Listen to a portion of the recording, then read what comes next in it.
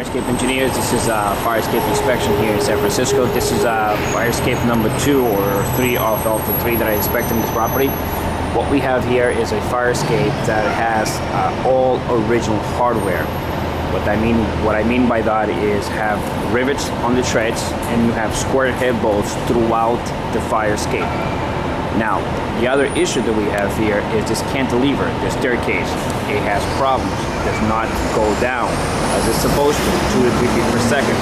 What we have here is we have a cable and a pulley system that goes. It has a weight in the middle of that tube, and then what it is, the cable needs to be replaced, so is the pulley systems, and then rebalance this cantilever.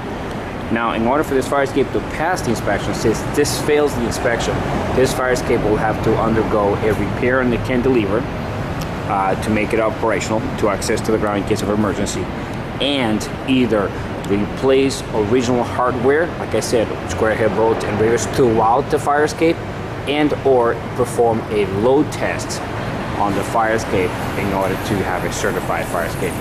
Again, this is Fire Escape Engineers. If you have any questions, 1-800-649-3333, 1-800-649-3333, San Francisco.